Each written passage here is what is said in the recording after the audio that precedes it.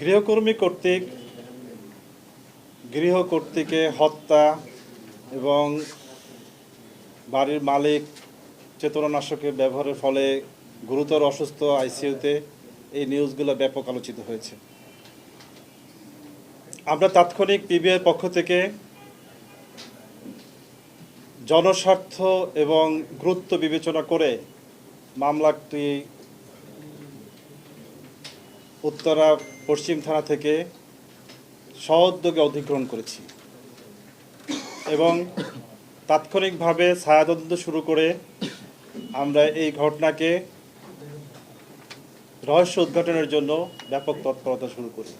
আমরা পরে তার নাম উদ্ঘাটন করতে পেরেছি। তার নাম বিলকিস। গৃহকর্মী নিয়োগের সময় তার নাম ভুল অথবা মিথ্যা দিয়েছে।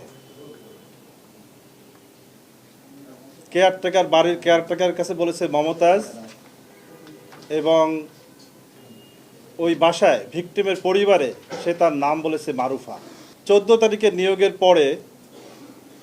পরের দিনই গৃহের যে ছোট ছেলে তার স্ত্রী সহ সে তার শ্বশুরবাড়িতে চলে যায়। বাড়িতে থাকে শুধুমাত্র ভিকটিম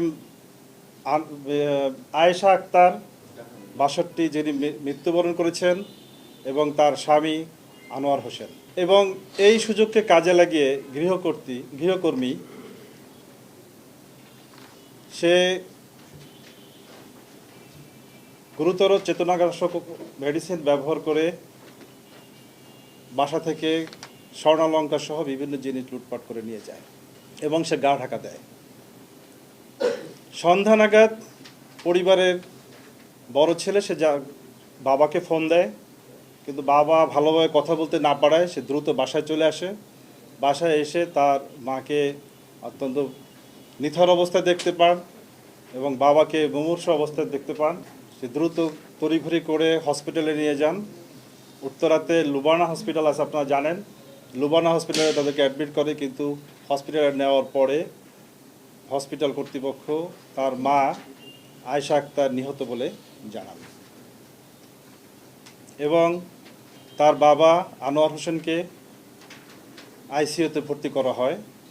আমরা পরের দিন জানতে পেরেছি যে পরের দিনে সে চেতনা ফিরে আসে তার। আমরা ঢাকা শহরে এই ধরনের বিষয়গুলি, চেতনানাশক ব্যবহার এবং গৃহকর্মী কর্তৃক গৃহ চুরি বা এই ধরনের ঘটনাগুলি আমরা পর্যালোচনা শুরু করি এবং বিভিন্ন থানার এই ধরনের মামলাগুলো পর্যালোচনা করে কিছু নারী গৃহকর্মী বিশেষ করে তাদের ছবি এবং ডিটেলস আমরা বের করি। বিলকিস সে স্বীকার করে যে স্বেচ্ছায় স্বপ্রণোদিত হয়ে সে মিথ্যা তথ্য দিয়েছিল নাম, এবং সে এই ঘটনা সংগঠিত করেছে। গৃহ যে কর্ত্রী এবং তার যে হাজব্যান্ড তাদেরকে সে চেতনানাশক ব্যবহার করেছে, সে ট্যাবলেট ব্যবহার করেছে এক ধরনের, এবং সে এইভাবে লুটপাট করেছে এবং গোল্ডগুলো কোথায় বিক্রি করেছে ইত্যাদি তথ্য সে আমাদেরকে দিয়েছে। রিসেন্ট সময়ে 2 জন মা এবং মেয়ের নিহত হলো মোহাম্মদপুরে, এবং এই ধরনের ঘটনা রিপিটেশন হচ্ছে। আমরা সেই জন্য দেশবাসীকে এবং সকল সচেতন নাগরিকের দৃষ্টি আকর্ষণ করছি যে বিশেষ করে যখন আপনারা গৃহকর্মী নিয়োগ দিবেন তাদের আইডিটা নিশ্চিত করবেন, এনআইডি সংরক্ষণ করার চেষ্টা করবেন, সেটা নিশ্চিত করবেন।